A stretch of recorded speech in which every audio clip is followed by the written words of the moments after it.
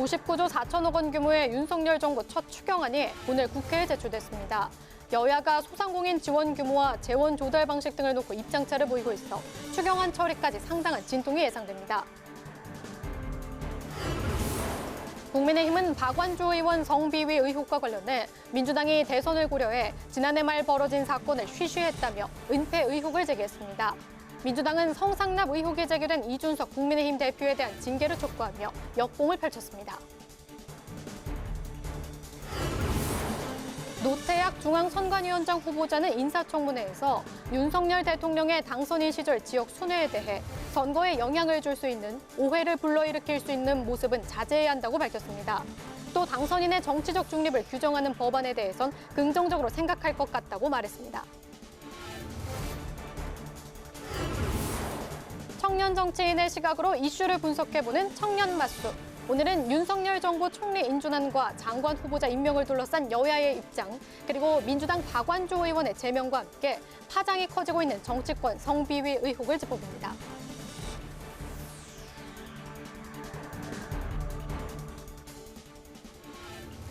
여러분 안녕하십니까? 5월 13일 의정종합뉴스 뉴스엔 시작하겠습니다.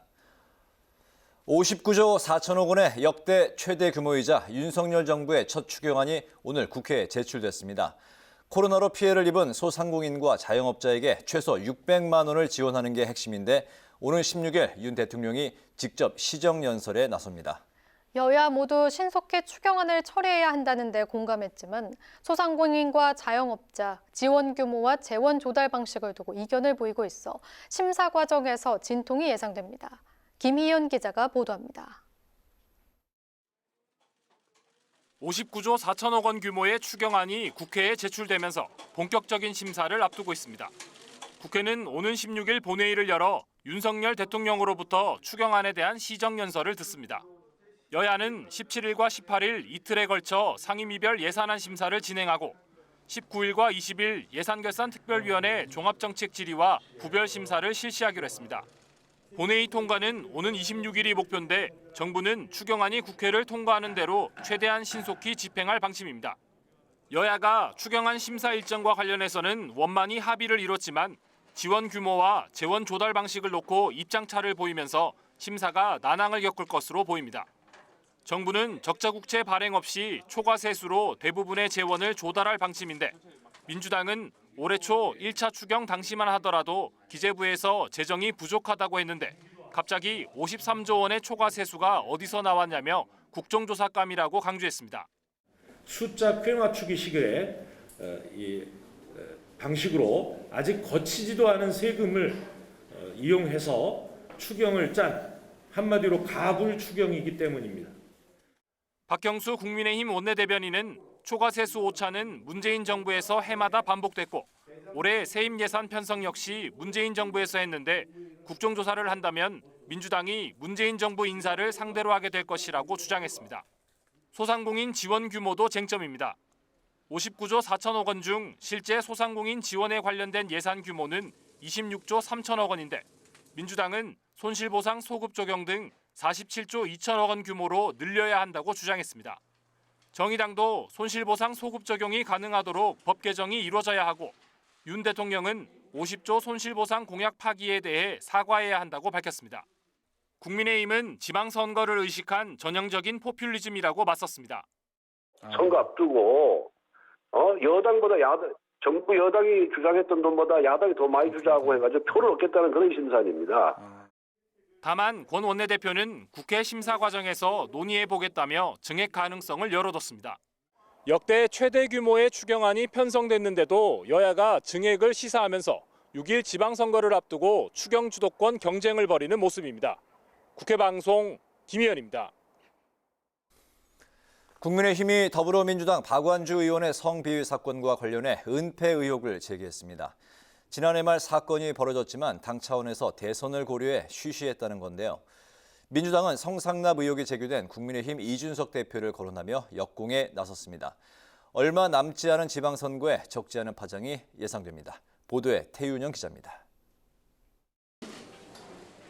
더불어민주당은 여성 보좌진을 성추행했다는 혐의에 더해 제3자의 대리 서명을 받아 피해자를 의원 면직하려 했다는 사실을 들어 박완주 의원을 당에서 제명했습니다. 부분까지도 포함이 돼서 이번에 강력한 당 차원에서의 제명 징계가 판단이 되었다라는 말씀을 드리겠습니다. 국민의힘은 박완주 의원의 성비위 사건과 관련해 당 차원의 은폐 의혹을 새롭게 제기했습니다. 박 의원이 성추행을 저지른 건 지난해 말이지만 대선을 고려해 지난달에서야 당이 진상조사에 나섰다는 겁니다. 이 문제가 불거진 때가 작년 말이라고 하는데 혹시 대선을 앞두고 민주당이 쉬쉬하면서 일부러 감추어 온 것은 아닌지 하는 의혹이 생깁니다. 민주당은 은폐 의혹과 관련해 지난달 말에야 신고가 접수됐고 바로 조사를 진행했다는 입장입니다. 국민의힘은 또 성희롱 발언 논란이 불거진 최강욱 의원에 대해 추가 제보가 이어지고 있고 보좌진의 동료 직원 성폭행 사건과 관련해 김원희 의원이 2차 가해에 가담했다는 의혹도 제기됐다며 민주당 내 성범죄가 기승을 부리고 있다고 몰아붙였습니다. 박원순, 오거돈, 안희정을 관통하면서 이어져 온 성범죄 DNA는 개선되기는커녕 더 기승을 부리고 있습니다. 성범죄 전문당이라고 최 의원은 추가 제보에 대해 날조성 의혹 제기라며 해당 사실을 부인했고 김 의원은 윤리감찰단 조사에 적극적으로 응하겠다며 고개를 숙였습니다. 당사자인 박완주 의원은 여전히 이렇다 할 입장을 내지 않고 있습니다. 의원 제명에 이어 서둘러 대국민 사과에 나섰던 민주당은 성상납 의혹이 제기된 국민의힘 이준석 대표를 거론하며 역공을 폈습니다. 민주당은 그나마 수술 중이지만 국민의힘은 지금도 숨기는 중입니다. 국민의힘은 우선 이준석 당대표를 징계하십시오. 윤석열 대통령이 임명한 윤재순 대통령실 총무비서관이 검찰 재직 시절 성비위 사건으로 징계 처분을 받았다는 점도 강조했습니다. 성비위 문제가 민주당만의 문제가 아니라는 것을 부각하면서 당에 집중된 불리한 시선을 분산시키기 위한 의도로 풀이됩니다. 지방선거가 20일도 채 남지 않은 시점에 3선 중진 의원의 성비위 의혹이 터지면서 선거 판세에 어떤 영향을 미칠지 주목됩니다. 국회방송 태윤영입니다. 6일 지방선거와 7곳의 국회의원 재보궐선거가 19일 앞으로 다가왔습니다. 새 정부가 출범하자마자 또다시 선거 전국이 시작됐는데요. 다음 주 목요일부터 시작될 공식 선거운동에 앞서 여야 지도부도 본격적인 선거전에 뛰어들었습니다. 여야 모두 과반 이상 승리를 목표로 내세웠는데 수도권을 누가 잡느냐에 따라 선거 승패가 갈릴 것으로 보입니다. 장정현 기자의 보도입니다. 20대 대선의 연장전 성격을 띠는 이번 6일 지방선거와 이재명, 안철수 등 대선급 주자들이 나선 7곳의 국회의원 재보궐선거. 오늘까지 후보 등록을 모두 마친 여야는 곧바로 선거 모드에 들어갔습니다. 이번 선거의 프레임은 정권 안정론 대 유능한 일꾼론. 국민의힘은 오늘 당구 여신 차유람을 영입하는 등 선거 유세전에 대비해 힘을 모으고 밀실 공천, 매관 매직이 없는 정치개혁에 더욱 매진할 것을 약속했습니다. 우리 국민의힘이 정치개혁에 더 매진하지 않으면 우리를 여당으로 만들어주신 국민은 바로 우리를 향해 다시 회초리를 들 수 있습니다. 더불어민주당은 가장 치열한 접전이 예상되는 경기도로 달려가 첫 중앙선대위 회의를 열었습니다. 수원, 김동연 경기지사 후보 선거 사무실에 모인 민주당 지도부는 유능한 일꾼론을 강조하며 최대 승부처인 경기에서 선거전을 시작했습니다. 경기도는 우리 민주당의 이제 최대 지지 기반이고 새로운 심장인 것입니다. 저희는 경기도민 여러분의 하해와 같은 은혜를 유능한 도정으로 보답해 드리겠습니다. 여야 모두 17개 광역단체장 가운데 절반 이상 확보를 목표로 최대 유권자가 모인 수도권 집중 공략에 나섰습니다. 특히 국민의힘 지도부는 불체포 특권 개정을 시사하며 인천 계양을에 출마한 민주당 이재명 상임고문에 대한 견제 수위를 높였습니다. 우선적으로는 계양을에서 우리 윤영선 후보가 당선되어서 이재명 후보의 불체포 특권 활용이 불가능하게 하는 것이 1차 저지선입니다. 반면 이재명 민주당 상임고문은 자신이 펼쳤던 경기도정의 성과를 강조하면서 정권 견제론을 앞세워 경기 지역을 포함한 수도권 표심에 호소했습니다. 이재명의 경기도 4년을 지우겠다. 이 대한민국의 새로운 중심으로 성장, 발전하고 위치 지어진 경기도 그걸 지우면 16년 동안 집권했던 그 과거의 경기도로 돌아가겠다는 것입니다. 서울에서의 우세를 바탕으로 경기 인천에서도 승리하겠다는 국민의힘과 대선 패배를 딛고 수도권 승리로 재기하려는 민주당. 공식 선거운동은 오늘 19일부터 13일 동안 펼쳐집니다. 국회방송 장정현입니다. 노태학 중앙선거관리위원장 후보자는 청문회에서 윤석열 대통령이 당선인 시절 지역 순회 일정으로 선거 개입 논란을 일으킨 데 대해 오해를 불러올 수 있는 모습은 자제해야 한다고 밝혔습니다. 또 지난 20대 대선 과정에서 빚어진 사전투표 부실 관리 논란에 국민 눈높이에 못 미치는 수준이었다고 인정하면서도 선관위가 감사원의 직무감찰 대상이 돼선 안 된다고 답했습니다. 이매련 기자가 전합니다. 노태학 중앙선관위원장 후보자의 청문회에서 민주당은 윤석열 대통령이 당선인 시절 지방선거 후보자들과 함께 지역순회를 한 사실을 집중적으로 파고들었습니다.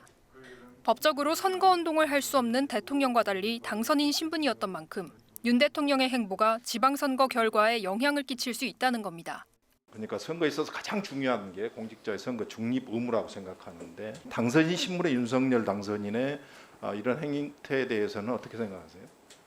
노 후보자는 선거에 영향을 미칠 수 있는 부분이라며 대통령 당선인의 선거운동을 금지하는 법안에 대해 긍정적으로 판단할 것이라고 답했습니다. 당선자 입장에 있어서는 좀 이제 선거에 영향을 미칠 수 있는 혹시라도 오해를 불릴 수 있는 그런 모습은 좀 자제를 하셨으면 하는 생각은 듭니다만. 선관위가 20대 대선 사전투표에서 코로나19 확진자와 격리자의 기표지를 비닐봉지와 소쿠리에 넣게 하며 불거진 이른바 소쿠리 투표 논란도 도마에 올랐습니다. 지난 대선과 그 전번의 총선을 통해서 중앙선거에 대한 국민적 평가는 아주 냉정하고 신뢰가 땅에 떨어졌다. 독립성, 객관성 제대로 찾아볼 수 없다. 이런 말씀들이 많은데 특히 사전 투표에 대한 부실 관리 및 그로 인해서 여러 가지 어떤 조직상의 소통 문제라든지 또 여러 가지 대응 방법이라든지 이런 부분에 대해서 상당히 국민의 수준에 아주 못 미쳤고 미흡한 대처 수준으로. 노 후보자는 다가올 6월 지방선거에선 다시는 혼란이 없도록 모든 노력을 다하겠다고 강조했습니다. 다만 선관위는 헌법상 독립기관으로 감사원의 직무감찰의 대상이 돼선 안 된다는 입장을 밝혔습니다. 일반적으로 감찰 감사는 전부 기본적으로 당연히 받고 있지만은 직무감찰 부분은 헌법상 독립기관으로서 또 명확한 법률상 근거도 사실은 좀 찾기는 어렵지 않는가. 김필곤 중앙선거관리위원회 상임위원 후보자 청문회에서도 사전투표 부실 관리가 거론됐는데 김 후보자 역시 선관위 책임을 인정하면서도 직무감찰에는 선을 그었습니다. 윤 대통령의 당선인 시절 지방 일정과 관련한 중립성 논란도 거론됐는데 김 후보자는 영향력이나 지위 측면에서 볼 때 바람직하지 않다고 답했습니다. 또 노태학 후보자와 마찬가지로 대통령 당선인의 선거운동을 금지하는 법안을 개정할 필요가 있다고 말했습니다. 국회 방송 이매련입니다. 박병석 국회의장이 서해 백령도를 방문해 해병대 장병들의 노고를 격려했습니다. 박 의장은 튼튼한 국방을 강조하며 군 장병들의 안전과 근무 여건 개선 등 국회 차원의 노력을 약속했습니다. 임채원 기자가 정리했습니다. 박병석 국회의장이 서해 최북단을 지키는 해병대 흑룡부대 제6여단을 위문하기 위해 백령도를 찾았습니다. 박 의장은 먼저 천안함 사릉용사 위령탑을 찾아 헌화와 참배를 하고 다시는 이런 비극이 일어나지 않도록 장병 모두가 경각심을 갖고 최선을 다해달라고 당부했습니다. 이어 전방 관측소에 올라 군사작전과 경계태세 등을 청취한 박 의장은 장병들의 노고를 위로하며 위문금을 전달했습니다. 해병대 육해군 합동부대가 국민의 안전을 지키고 우리의 의지를 분명히 하는 그러한 모범부대로 성장하고 더 발전할 것으로 믿습니다. 박병석 국회의장은 장병들의 안전과 근무 여건 개선을 위해 국회 차원의 예산 확보와 입법에 최선을 다하겠다고 약속했습니다.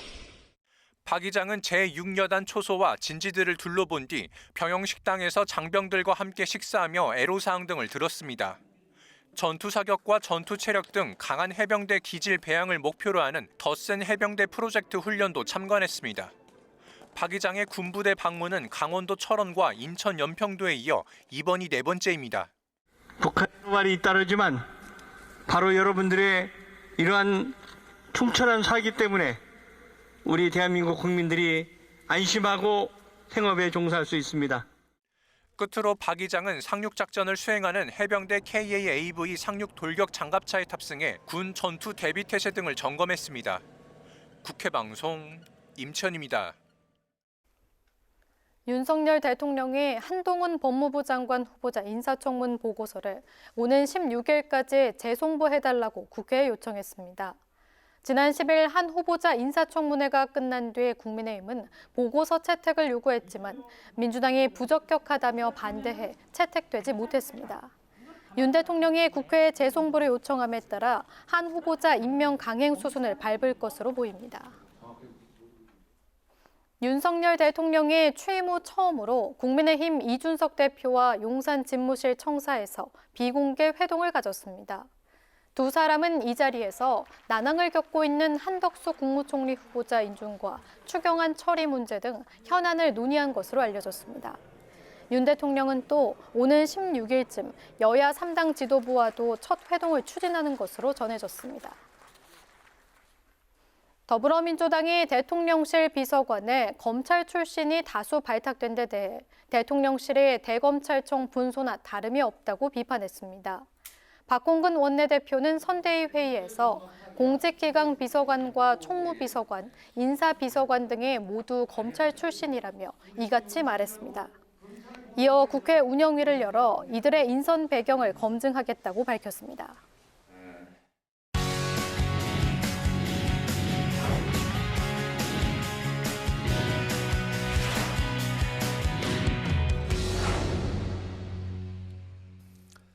네, 오늘 이슈 분석 김동길 기자와 함께합니다. 김 기자, 어서 오세요. 안녕하세요. 네. 윤석열 정부 첫 추경안이 국회에 제출되면서 다음 주 추경안에 대한 시정연설을 시작으로 추경안 심사가 이제 본격화될 텐데 먼저 윤석열 정부 추경안부터 정리를 해볼까요? 네, 추경안의 전체 규모는 이제 59조 4천억 원인데 이제 지방으로 내려가는 지방 교부금을 빼게 되면 36조 4천억 원 규모가 됩니다. 가장 핵심적인 게 이제 소상공인과 자영업자에게 이제 최소 600만 원을 지급하는 건데요. 네. 또 이제 그 손실 규모에 따라서 최대 1,000만 원까지 이제 지급하는 내용입니다. 소상공인과 자영업자의 이제 그 인원을 보면 370만 명 정도가 되는데.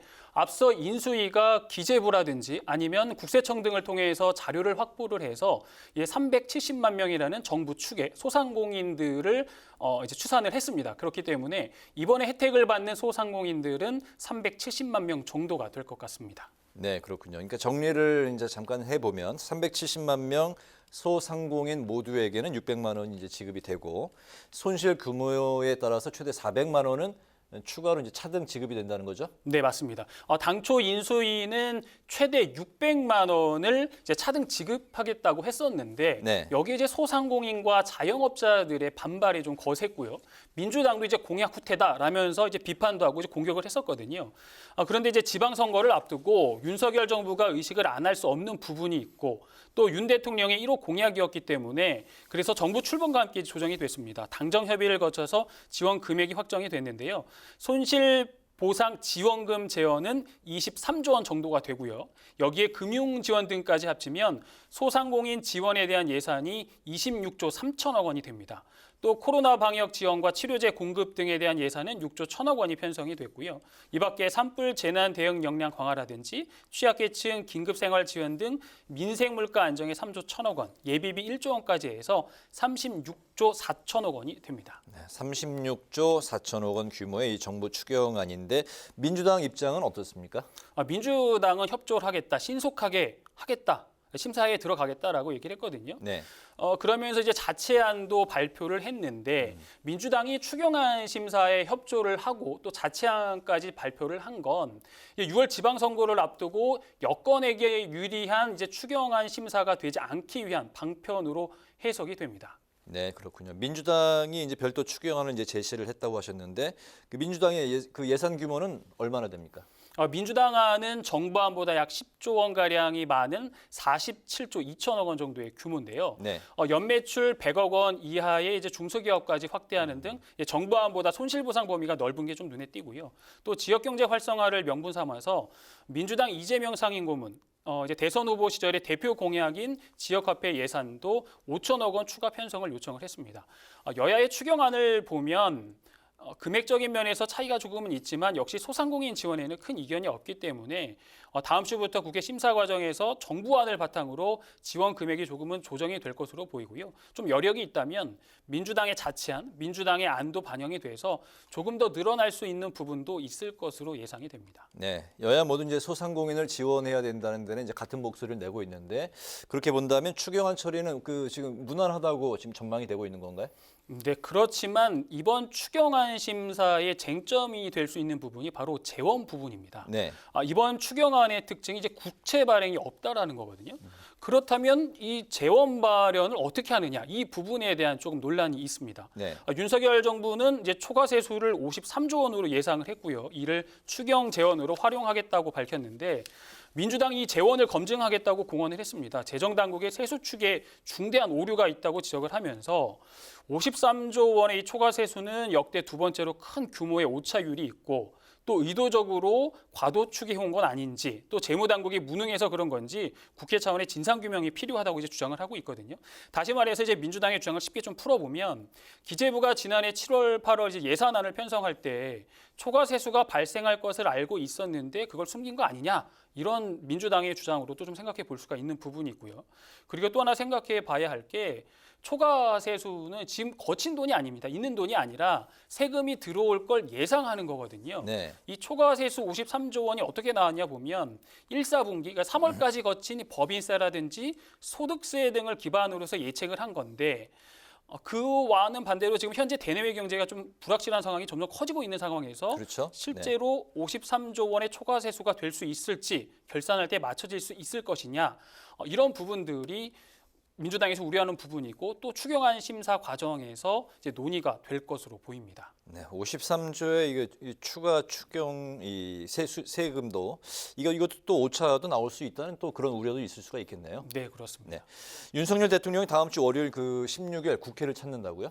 네, 윤 대통령이 추경안 시정연설을 직접 하기 위해서 찾는 건데 취임한 지 이제 일주일도 안 돼서 이제 국회를 방문하게 됩니다. 네. 추경안 처리를 요청할 것 같고요. 지금 한덕수 국무총리 임명 동의안이 아직 국회에서 처리가 안 되고 있거든요. 네. 이 부분에 대한 요청도 좀 할 것으로 보이고 또 민주당이 대통령 취임 연설에서 협치에 대한 부분이 빠졌다 이런 지적을 하기도 했었거든요. 네. 그래서 국회에 오게 되면 아마 협치의 모습도 많이 보여줄 것 같고 시정연설에도 이 부분이 좀 담길 것으로 보이는데 지금 국회 상황이 좀 여러 가지로 복잡한 상황이 얽혀 있기 때문에 대통령이 직접 와서 시정연설을 하는 것으로 보입니다. 그렇군요. 네. 취임사에서 좀 빠졌다고 지적이 됐던 협치, 통합의 또 화두가 등장할지 한번 지켜봐야 될 것 같습니다. 오늘 인슈브 분석은 코로나 손실 보상을 위한 추경안을 살펴봤습니다. 김동길 기자 수고했습니다.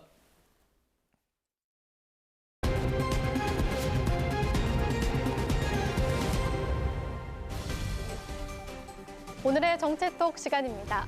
5월 13일 시선을 집중시킨 정치 뉴스 만나보시죠. 오늘의 첫 번째 정치톡, 후보 등록 현황입니다. 지역 일꾼을 뽑는 6일 지방선거와 국회의원 재보궐선거의 후보 등록이 조금 전 6시에 마감됐습니다. 어제에 이어 오늘까지 이틀간 접수된 출마 후보자들의 최종 집계는 잠시 후에 나올 예정인데요. 후보 등록 첫날이었던 어제 중앙선관위의 중간 집계 결과를 보면 총 4,821명이 등록을 마쳐 1.2대 1의 평균 경쟁률을 기록했습니다. 여기에는 10대 출마자도 3명이 포함돼 눈길을 끌었습니다. 경주시 의원의 도전장을 낸 더불어민주당 김경주 후보와 경기도 의원의 출사표를 던진 정의당 이재혁, 진보당 신은진 후보인데요. 공직선거법 개정으로 지방선거에 출마할 수 있는 최저 연령 기준이 만 18세로 하향 조정되면서 세 후보도 청년 정치인으로 첫 도전에 나섰습니다. 그리고 첫날 등록한 후보자들의 재산과 병역, 전과 기록 등이 공개되면서 유권자들의 관심이 모아졌는데요. 지방선거 출마 후보자 가운데 100억 원대 이상 재산을 보유한 자산가가 16명이었습니다. 서울 종로구청장 선거에 출마한 코리아당 류승구 후보가 388억 원의 재산을 신고해 1위를 기록했고 2위는 경기도지사에 출마한 국민의힘 김은혜 후보, 3위는 경기도 성남시 의원에 출마한 더불어민주당 서은경 후보였습니다. 그리고 국회의원 보궐선거 출마 후보자 중에는 나란히 경기 분당갑에 출마한 국민의힘 안철수 후보와 더불어민주당 김병관 후보가 각각 1,000억과 3,000억이 넘는 재산을 신고해 눈길을 끌었습니다. 또 후보자들의 전과 경력도 관심사인데요.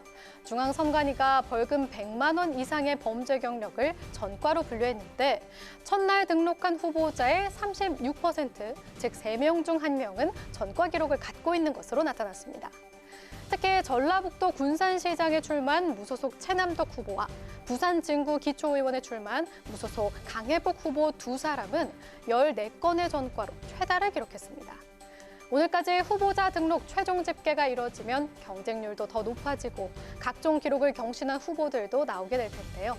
출마 후보자에 대한 정보는 중앙선관위 선거 통계 시스템에서 자세히 확인하실 수 있습니다. 앞으로 4년간 우리 지역의 일꾼을 뽑는 선거인 만큼 어떤 후보들이 출마했는지 한 명 한 명 꼼꼼히 살펴보시고 유권자로서의 소중한 권리를 행사해야겠습니다. 이어서 오늘의 두 번째 정치톡, 일꾼론 대 토박이입니다. 오는 6월 1일 지방선거와 함께 치러지는 국회의원 보궐선거에서 최대 관심 지역 중 한 곳으로 부상한 곳이죠.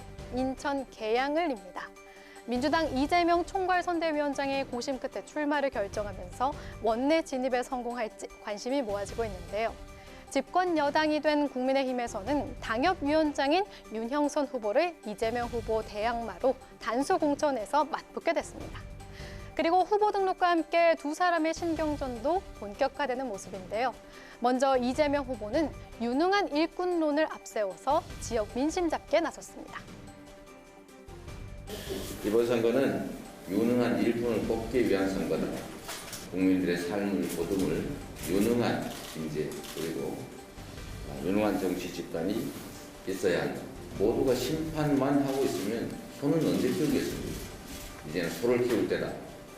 이렇게 말씀드리면서 소를 키울 유능한 우리 민주당 후보들을 선택해 주십사 이렇게 간곡하게 우리 국민 여러분께 부탁드립니다. 모두가 심판만 하고 있으면 소는 언제 키우나. 오늘 아침 경기 수원에서 열린 선대위 회의에서 이재명 후보는 이렇게 언급하며 이번 선거는 유능한 일꾼을 뽑는 선거라고 강조했습니다. 지난 대선 때 국민들은 심판과 일꾼 중 심판을 선택했지만 이제는 심판은 끝났다는 게 이 후보의 얘기입니다. 그러면서 말꾼이 아닌 일꾼을 선택해달라며 지지를 호소했는데요. 이에 맞서는 국민의힘 윤형선 후보, 오늘 출마 기자회견에서 지역 토박이라는 점을 강조했습니다. 저는 지난 25년간 우리 계양 구민과 소통하면서 우리 계양 구민들의 아픈 속을 진료해 왔습니다. 그런데 뜬금없이 우리 계양에 온 지 25일도 안 되는 분이 계양 구민을 대표하겠다고 주장하고 있습니다. 언제 계양을 떠날지 모르는 후보, 그런 후보를 우리 계양 구민들이 선택하지 않습니다. 저는 25년간 계양을 지켜왔습니다. 그리고 앞으로도 계양을 지켜갈 겁니다. 저는 25년간 계양을 지켜왔고 앞으로도 그럴 것이다. 윤형선 후보는 자신이야말로 인천 계양구를 잘 아는 지역 밀착형 후보라며 계양의 자존심을 지켜달라고 호소했습니다. 실제로 윤 후보는 지역에서 25년간 내과 의원을 운영해온 동네 의사 출신인데요. 윤 후보는 이재명 후보를 계양에 온 지 25일도 안 된 분, 언제 떠날지 모르는 후보라고 지칭하며 이번 선거를 낙하산 대 계양 구민의 대결이라고 언급하기도 했습니다. 대선 후보 출신의 일꾼론과 지역 밀착형 인사의 토박이론이 맞붙은 인천 계양을 보궐선거. 과연 지역민들의 선택은 어디로 향하게 될까요? 지금까지 오늘의 정치톡이었습니다.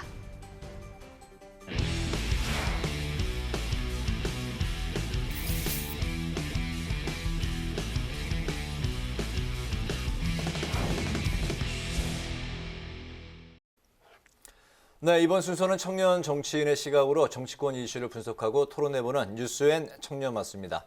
박용훈 더불어민주당 전국대학생위원장, 김재섭 전 국민의힘 비상대책위원 두 분 나오셨습니다. 안녕하십니까? 어서 오십시오. 어서 오세요. 네, 안녕하세요. 네.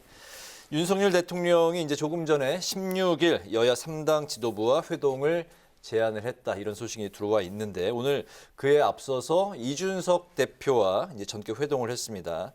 꽤 빠르게 이루어진 그 만남인 것 같은데, 이렇게 자리를 빨리 이르게 이제 그 자리를 마련한 이유, 그 핵심 이유가 1기 내각에 대한 여론을 파악하기 위함이 아니냐, 이런 이야기가 나오고 있는데, 두 분의 생각 들어보겠습니다. 먼저 박용훈 위원장. 일단은 이준석 대표와 윤석열 대통령이 만난 것은 지금 인사 문제에 있어서 정호영 후보자, 그리고 한덕수 후보자, 그리고 김성애 비서관 관련해서 이야기를 했을 걸로 보이고요. 또 36조 원 규모의 추경이 남아 있잖아요. 이 자영업자 소상공인을 위한 추경 논의도 했을 거로 예상이 되고요. 방금 뉴스에서 아마 김성애 비서관이 이렇게 사퇴한 걸로 나왔는데, 이준석 대표와 윤석열 대통령의 그 만남 이후에 윤석열 대통령 측에서 좀 더 논의한 결과 이루어진 게 아닐까 생각을 하고, 여당이 된 국민의힘이 대통령과 이렇게 협의를 하면서 사안마다 국민의 의견을 듣는 과정은 긍정적으로 평가할 만합니다. 네. 예, 저는 그 1기 내각의 여론을 파악하는 목적도 있겠지만은 사실 이제 여당 대표가 된 이준석 대표와 윤석열 대통령의 만남이 사실 조속히 이루어져야 된다라는 데에서는 많은 분들이 공감하고 계셨을 거라고 생각해요. 결국 이제 우리가 이야기하는 당정청 관계가 얼만큼 원활하게 돌아가느냐가 또 국정 운영의 방향성을 가늠할 수 있는 중요한 지표다 보니까 아무래도 여당 대표로서 이준석 대표와 윤석열 대통령 간의 원활한 소통이 당연히 필요할 때가 됐다라고 생각이 되고, 말씀 주신 대로 1기 내각 여론을 파악하는 것도 굉장히 좀 중요하다고 생각이 됩니다. 왜냐하면 국민의힘 내부에서도 이번 1기 내각에 대해서 비판적인 목소리를 내시는 분들이 굉장히 많았거든요. 심지어는 거취 결단을 하라고 하는 김영태 청년 최고의 이야기도 있었던 만큼, 사퇴 결단을 하라는 이야기도 있었던 만큼, 정호영 복지장관 그렇죠. 이제 또 그뿐만이 아니라 다른 후보자들에 대해서도 비판 여론들이 국민의힘 내부에서도 분명히 있었습니다. 그러니까 이런 여러 가지 당정청 관계라든지 아니면 1기 내각이라든지 하는 여러 가지 현안들을 논의하기 위해서 조속한 시일 내에 두 분께서 만나신 것이 아닌가라고 보고 있습니다. 이준석 대표 입장은 어떤 건가요? 정호영 복지부 장관 후보자에 대한. 그러니까 국민 눈높이에 안 맞는다라는 데에서는 동의를 하시는 것 같습니다. 특히 이제 제 생각에는 아마 이준석 대표께서 윤석열 대통령께 전할 말씀 중에 가장 중요한 것이 아마 눈높이라고 생각을 할 것 같고, 그 눈높이라고 하는 것은 사실 1기 내각과 관련된 어떤 비판적인 여론을 전달하는 것이 하나 있겠다고 하면, 두 번째는 사실 윤석열 대통령이 당선이 된 이후에 공약이 후퇴한 것이 아니냐라는 비판이 최근에 있었거든요. 특히 병사 월급 200만 원과 관련돼서는 공약이 좀 후퇴했다라고 하는 데에서 민주당이 많은 비판이 있었고, 심지어 이준석 대표 역시도 이에 대해서는 비판적인 목소리를 내왔기 때문에, 적어도 우리가 국민의힘을 믿고 윤석열 대통령을 믿고 지지했던 유권자들을 위한 신뢰는 우리가 당연히 지켜줘야 된다라는 식의 이야기를 전달하지 않을까라고 생각합니다. 정호영 후보자에 대한 그 입장을 전달을 했을 것이다. 네, 그것과 함께 공약 후퇴는 없어야 한다라는 입장도 같이 전달하지 않았을까라고 제가 추측해 봅니다. 예, 알겠습니다. 네, 그렇군요. 그리고 민주당에서는 한덕수 불가론으로 기우는 듯 했는데 다시 신중 모드에 좀 들어갔습니다. 아무래도 지방선거를 앞두고 발목 잡기 프레임에 휘말리지 않으려는 것으로 보이거든요. 그런데 문제는 윤 대통령이 한동훈 법무부 장관 후보자 청문 보고서 재송부를 요청을 하면서 임명 강행 수순에 들어갔다는 겁니다. 그렇다면 민주당은 다시 강경론으로 돌아설까요? 어떻게 보십니까? 발목 잡기라는 표현이 굉장히 맞지 않다고 생각하고요. 왜냐하면 벌써 11개 부처의 장관이 인선이 됐어요. 지금 7개 정도의 장관이 남아 있는데, 과거 사례를 보면 이명박 정부는 17일 만에, 그리고 박근혜 정부는 51일, 문재인 정부는 195일이 걸려서 1기 내각이 완성된 사례가 있어요. 아직 윤석열 대통령이 정부를 출범시킨 지 4일밖에 안 됐고 11개 부처의 장관이 이렇게 인선이 된 것은 민주당에서도 조금이나마 하자가 있지만은 정말 코로나 시국에 급한 부서들, 이런 부서들에 대해서 먼저 이렇게 인준을 같이 채택 동의를 했다라고 볼 수 있고, 저는 오히려 하자가 있는 후보들, 문제가 있는 후보들을 내놓고 인준을 해달라, 채택을 해달라 하는 것 자체가 문제라고 생각하고요. 지금 정호영 후보자 이야기했는데, 정호영 보복 장관 후보자 오늘 인터뷰를 한 것 중에 저희가 생각나는 게 있는 게 딸과 아들이 연달아 편입에 성공했다. 이들 학교에 왜 알리지 않았냐라는 질문에 우리는 자녀의 편입 사실을 다른 교수들에게 알리지 않는다고 대답을 했어요. 근데 일반적으로 정호영 후보자가 아들 편입 전형 기간에 평가위원장을 3번이나 만나고 경북대 의대 편입 전형 심사위원 명단에 자신하고 논문을 7번 정도 같이 쓴 교수가 포함되어 있거든요. 이런 분들에게 말하지 않았다는 것은 국민 상식에 납득할 수가 없고 이런 여러 가지 문제가 쌓여서 민주당은 정말 합리적으로 문제 제기를 하고 있다고 생각하거든요. 그 결과 아직 7개밖에 남지 않았고 그 과정을 보면서 남은 장관 후보자들은 정말 문제가 있다라고 말씀드리고 싶고 이상민 행안부, 박진 외교부 이런 분들은 최소한 그 검증을 통과하신 분들이거든요. 그래서 국정 운영을 우리가 발목 잡을 생각은 없다. 다만 김성애 비서관이 오늘 사퇴하신 것처럼 정말 문제가 있는 후보자들은 본인께서 사퇴를 하셔야 된다라고 당부드리고 싶습니다. 네, 한동훈 후보자 이제 임명 강행 분위기로 지금 이제 흘러가고 있지 않습니까? 그게 이제 그 한덕수 총리 후보자 표결에 더 부정적인 쪽으로 다시 돌아설 가능성이 있는 건가요? 분명히 부정적인 영향을 미칠 거라고 생각하고요. 한덕수 후보자도 의혹이 단 하나도 해명되지 않았어요. 단 하나도 해명되지 않았고 한동훈 후보자 같은 경우에도 여러 의혹에 대해서 명확하게 해명할 수가 없는 상황이 이르렀거든요. 이 두 사람을 윤석열 대통령이 끝까지 인준을 하겠다, 임명을 하겠다 하는 것은 민주당과 협치, 이제까지 11개 부처를 채택 동의하면서 그 협치를 무너뜨리겠다는 그런 대결로밖에 볼 수가 없겠죠. 알겠습니다. 그 이제 협치를 위해서 나머지 그 후보자들에 대한 동의를 해주신 것이 아니라 민주당은 부적격 판단을 내렸는데 사실은 대통령께서 임명 강행을 좀 했기 때문에 그나마도 내각 구성이 지금 되는 상황이다 이렇게 말씀을 드리겠고 무엇보다도 사실은 다른 장관 후보자들도 그렇지만은 총리에 대해서 민주당이 아직까지도 이제 인준에 대해서 좀 부정적인 기류들이 좀 많은 것 같습니다. 결국 이제 총리가 제청을 해서 나머지 장관 후보자들이 임명되는 수순이 가장 이제 자연스러운 수순인데 지금 보다 보면은 이걸 정족수가 안 맞아서 국무회의도 못 열고 국무총리는 빠져 있는 상태에서 국무회의를 열어야 되고 이런 여러 가지 절차 사항의 난맥들이 좀 있거든요. 사실 총리 후보자에 대해서 민주당이 임명을 해줄 수도 있는 부분이라고 생각합니다. 다른 후보자들도 분명히 문제가 좀 있었지만은 어쨌든 통 크게 또 협의를 해줄 때는 또 협의를 해준 모습도 보여줬거든요, 민주당에서. 근데 굳이 한덕수 후보자에 대해서 이렇게 아직까지도 유보적인 태도, 보류하고 있는 태도는 결국 발목 잡기라는 프레임으로 빠져들 수밖에 저는 없다고 생각이 됩니다. 한덕수 후보자라고 하면은 사실 민주당에서도 근무 이력이 있었고 당연히 국민의힘 전신정당에서도 이력이 있었던 분인데 그 정부를 이끌어본 이력이 있던 분인데 능력 면에서는 민주당이나 국민의힘이나 여기에 대해서는 큰 이견은 없는 것 같은데 결국 이제 문제가 되는 어떤 로펌에다 근무했다 다시 공직자가 됐다 다시 로펌으로 가는 이 부분에 대해서 민주당이 비판을 좀 많이 하고 있는데 결국 소위 말하는 한덕수 방지법으로서 차후에 이런 일이 없도록 방지를 하겠다고 하는 것이 또 동시에 민주당 입장 아니겠습니까? 그래서 국정 운영을 할 수 있도록 적어도 총리에 대한 인준은 좀 해주시고 나머지 이런 부족한 부분들에 대해서는 한덕수 총리 후보자가 총리가 되고 나서 훨씬 더 꼼꼼하게 챙길 수 있도록 많이 견제하시고 비판하시면 되는 문제고 설령 이것이 제도적으로 보완을 해야 되겠다 싶으면 입법을 하면 되는 문제라고 생각하거든요. 저는 그런 의미에서라도 일단 일할 수 있게 좀 해주시라라는 말씀을 드리겠습니다. 알겠습니다. 그 민주당 입장을 한번 이제 살펴보겠는데 이제 그 성비위 의혹의 그 악재가 지금 터져 나왔습니다.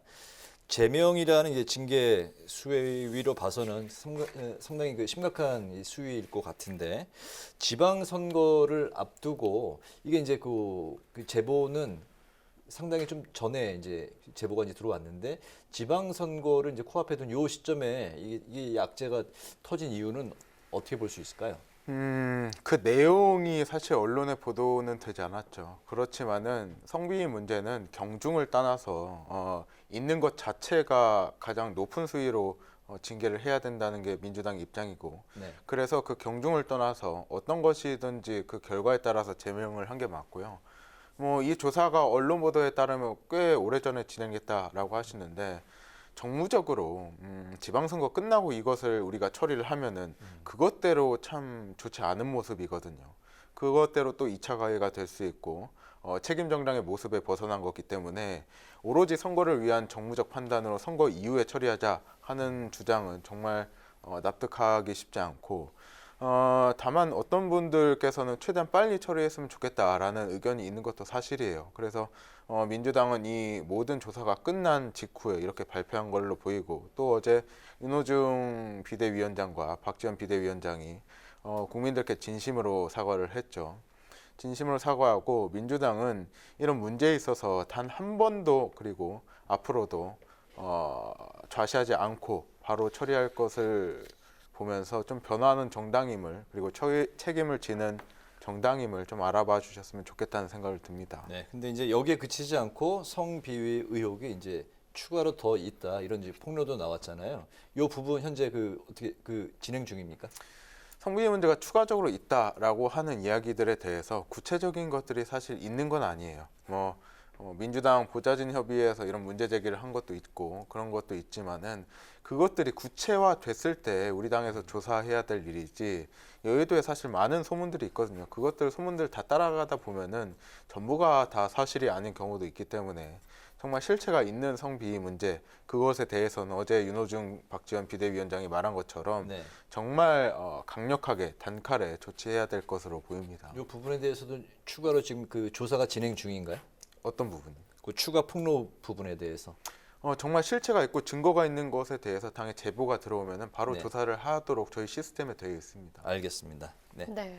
이렇게 다시 재현된 민주당의 성추문 악몽 어떻게 보시고 또 근본적인 문제와 원인 어디에 있다고 진단을 하시나요? 그러니까 민주당의 기득권이라는 것을 잘 이야기해 주는 것이라고 생각합니다. 과거에 국민의힘 전신 정당인 새누리당이 당시에 이런 성비위 의혹이 터져 나오면서 성누리당이 아니냐라는 비판들을 많이 받아가지고 굉장히 부끄러웠던 일들이 좀 있었는데 당시에 새누리당이라고 하면은 명실공히 대한민국 정치에서 기득권 정당이었거든요. 많은 의석수를 차지했고 당연히 대통령도 많이 배출했던 정당이기 때문에 기득권이었는데 이렇게 당시에 성비위 의혹에 대해서 강한 비판을 했던 민주당, 진보당이 사실 이제 알고 보니까 끊임없는 성추문으로 인해서 국민들에게 실망을 일으키고 있다라고 하는 것은 대한민국 정치의 기득권이 민주당으로 넘어갔다라고 하는 것의 어떤 상징적인 의미라고 저는 생각합니다. 민주당 입장에서는 굉장히 지금 이 성비위 의혹이 아마 치명적일 거라고 생각이 되는데 불과 1년 전에 있었던 재보궐선거에서 대한민국에서 가장 큰 도시인 서울과 부산의 재보궐선거가 있었고 그 재보궐선거의 원인이 사실 민주당 출신의 광역단체장들의 성비위 의혹으로부터 비롯된 것이었거든요. 그래서 국민의힘이 당시 압승을 하게 되는 그런 결과가 있지 않았습니까? 그리고 나서 바로 1년 뒤에 똑같이 서울시장과 부산시장을 뽑는 선거가 일어납니다. 물론 전국적으로 다 모든 선거가 일어나고 있지만은 그래도 국민들 입장에서는 1년 전에 성비위 때문에 재보궐선거가 있었는데 1년 뒤에 중진이라는 사람이 이런 성비위 의혹으로 또다시 문제가 되고 제명이 되고 있다. 그리고 또 이번에도 선거가 있고 여기에 대해서 민주당이 책임이 있다라고 생각되면 아마 이번 선거에서 굉장히 큰 영향을 줄 거라고 생각합니다. 박지원 위원장 입장에서 이걸 모르지 않았을 텐데도 했던 것은 사실 이걸 이제 더 이상 덮어놓는다고 해서 그냥 넘어갈 수 있는 문제가 아니거든요. 민주당이 이런 것을 덮고 급급하고 오히려 피해자에 대해서 2차 가해를 하는 등의 행동들을 보여주면서 오히려 훨씬 더 많은 비판과 훨씬 더 많은 실망들을 안겨줬기 때문에 이렇게라도 하지 않으면 안 된다라는 위기의식 속에서 이번 제명 조치가 일어난 거라고 저는 보고 있습니다. 네, 이런 성비위 의혹에 이어지자 민주당은 최고 수준의 징계와 재발 방지 노력을 강조하면서 대국민 사과를 했습니다. 이런 조치는 어떻게 평가하시는지 국민의힘은 의원직 박탈까지 필요하다는 입장 같거든요. 이제 제명 자체는 정당 내에서 할 수가 있는데, 그러니까 당적에서 제외하는 것은, 근데 국회의원직 자체를 박탈하는 것은 결국 국회에 있는 윤리위를 통해서 여야 의원들이 합의를 통해서 제명 내지는 사퇴 종용을 할 수가 있는 상황이기 때문에 결국 국민의힘은 여기에 대해서 당연히 찬성한다는 입장을 했기 때문에 윤리위를 열어서 아마 의원직 박탈 이야기를 하겠지만은 민주당이 어떻게 나올지 모르겠습니다. 일단 제명까지는 했는데 만약에 이것에 대해서 이 성비위 의혹에 대해서 뿌리 뽑고 싶다라는 의지를 강하게 보여드리고 싶다면 국민들께 아마 윤리위를 열어서 많은 의석수 갖고 있지 않습니까? 그래서 윤리위를 열어서 제명 조치까지 하게 되는 그렇게 보여줘야지만이 국민들께서 신뢰하실 수 있다. 저는 이렇게 봅니다. 네, 박완주 의원 성비위 의혹에 대해서 이제 민주당이 사과를 했지만 또 한편으로는 또 공세에도 취하고 있는 상황인데요. 민주당은 수술 중이지만 국민의힘은 숨기는 중이다라고 이제 공세를 펴면서 성상납 의혹에 이제 휩싸였던 이준석 대표 징계를 또 촉구를 했습니다. 이 부분에 대한 그 이준석 대표에 대한 그 징계 절차 현재 그 어떤 상황인가요? 뭐 그 당내에 있는 윤리위에 그래서 논의를 하고 있는 중인 것 같은데 지금 민주당이 지금 이준석 대표의 성상납 의혹을 가지고 이런 식으로 비판을 하는 것이 소위 극우 유튜버를 보면서 정치를 하는 것이 아닌가라는 우려가 지금 상당 부분 됩니다. 지금 윤리위에서 여러 가지 논의들이 되고 있지만은 사실은 그 유튜브에서 제기된 여러 가지 의혹들은 아직까지 의혹 단계에 머물러 있는 것이고 굉장히 오래된 일을 가지고 사실 약간 자극적으로 많이 정치적 공세를 하는 부분도 분명히 있거든요. 그거를 민주당이 그대로 받아서 당대표를 공격한다고 하는 것이 민주당의 수준을 가늠할 수 있는 뭐 작은 단서라고 저도 생각이 되고 아마 윤리위에서 정말 문제가 있다 그러면 어떤 윤리위 절차를 개시를 해가지고 실제로 징계까지 나아갈 수가 있겠지만은 아직까지 전혀 그런 상황은 아닌 거라고 제가 알고 있습니다. 그런 의미에서 이런 식으로 상대방 당에게 물타기를 하는 방식보다는 오히려 스스로에 대한 자성이 먼저 일어나야 되는 것이 아닐까라고 저는 보고 있습니다. 네, 이 부분에 대한 그 민주당 입장은 어떻습니까? 민주당이 이번에 박완주 의원의 성비위 문제가 터진 것은 정말로 사과해야 될 일이고 그것과 별개로 이준석 대표의 성비위 문제, 성상납 문제는 반드시 해결하고 가야죠. 민주당이 극우 유튜버의 의견에 따라서 이렇게 공세를 한다고 했는데 그럼 국민의힘은 극우 유튜버의 의견에 따라 윤리위원회에 회부를 했나요? 징계 절차 개시를 했죠. 이준석 대표는 당대표 비서실장을 통해서 새벽에 대전으로 보내서 그 성상납을 진행했던 분에게 7억 원의 투자를 하겠다고 약속했다는 의견서까지 이렇게 작성을 했어요.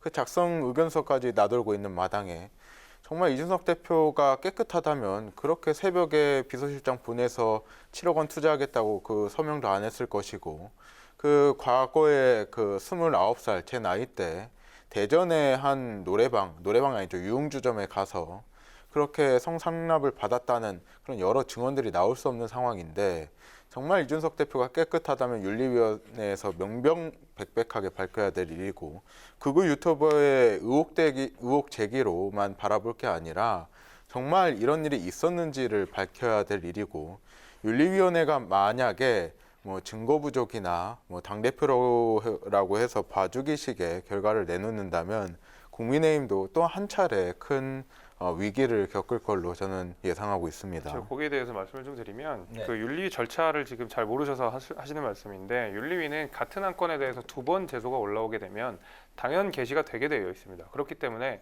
그 전에 비슷한 사안에 대해서 그 안건이 올라가 있었고 거기에서는 바로 기각이 돼버렸거든요. 근데 똑같은 안건이 되어 있었기 때문에 어쩔 수 없이 개시 절차가 됐던 것뿐이고 여기에 대해서 뭐 유튜버의 이야기를 듣고 절차를 확인하고 이런 것이 전혀 아니고 오히려 지금 아직 증거조차 제대로 나오지 않은 상황 속에서 이것이 마치 이미 범죄를 저질렀고 이것을 기정사실화해서 민주당이 여기 성상납 의혹부터 밝혀라라고 하는 것이 과연 제1야당이 해야 되는 정치적 공격인가에 대해서는 제가 대단히 의문스럽습니다. 아니 이미 대전지검에서 수사 자료 안에서 리베라 호텔이라는 곳에 130만 원에 이준석 대표를 접대했다라고 13년도에 자료가 있는데 이것을 부정하는 것이 말이 안 되고요. 그럼 왜 7억 원이라는 돈을 투자하겠다고 약속을 했나요? 그 새벽에 가서. 아무런 효력이 없는 각서고요. 아마 그 재판 기록, 그러니까 수사 기록들을 보신 것 같은데 거기에 이준석 대표뿐만이 아니라 민주당 의원님도 여러 있습니다. 그거부터 확인을 하시고 나서 하시는 게 맞다고 생각이 되고 그건 수사 기록이고 재판은 전혀 다른 내용이었기 때문에 유죄가 확정이 돼서 뭔가 수사가 돼서 그런 것이 전혀 아니거든요. 근데 기록 중에 남아 있는 것을 가지고 이것이 사실이다 이렇게 전제하는 것은 사실 옳지 않습니다. 네, 두 분이 치열한 이런 공방을 또 보여주셨는데요.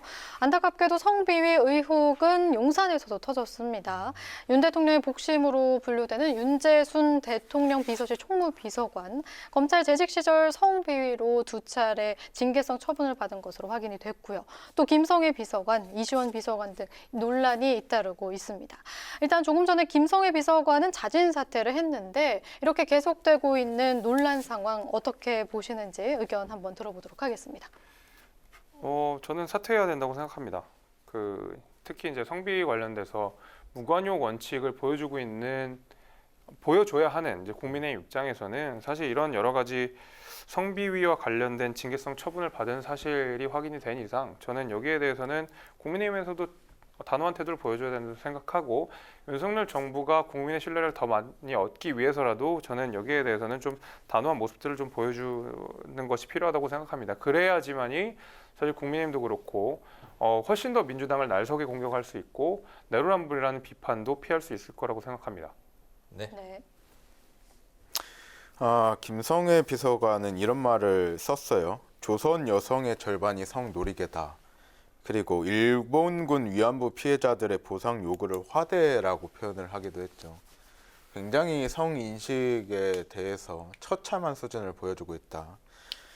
그리고 윤재순 총무비서관은 과거의 회식 자리에서 여자 동료 직원에게 볼에 뽀뽀를 하는 그런 추태를 보이기도 하고 그 이후에도 여러 의혹들이 있는데 윤석열 대통령께서는 대통령이 되시고 정부를 출범하신 초기임의 만큼 이런 문제들을 좀 단칼에 쳐내셔야 된다라고 말씀드리고 싶고 계속되는 이런 성미 문제가 정치권에 일어나고 있는데 우리 정치 전반에 대한 자성의 목소리가 좀 필요해 보입니다.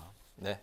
성비위 의혹에 대해서는 두 분 다 그 무관용 원칙으로 대응을 해야 된다라는 입장을 이제 보였습니다.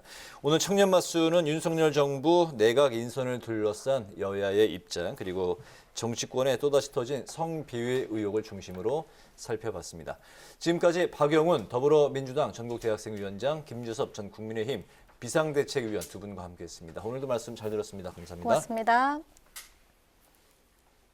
주말인 내일은 전국이 맑은 가운데 낮더위가 누그러지면서 야외 활동하기에 좋겠습니다. 서울 21도, 대전 22도로 예년 이맘때 날씨를 보이겠는데요. 다만 자외선 지수가 높음에서 매우 높음 수준까지 치솟는다고 하니까요. 외출하실 때는 자외선 차단제 꼭 바르시기 바라겠습니다. 오늘 뉴스에는 여기서 마치겠습니다. 편안한 주말 보내시기 바랍니다. 시청해주신 여러분 고맙습니다.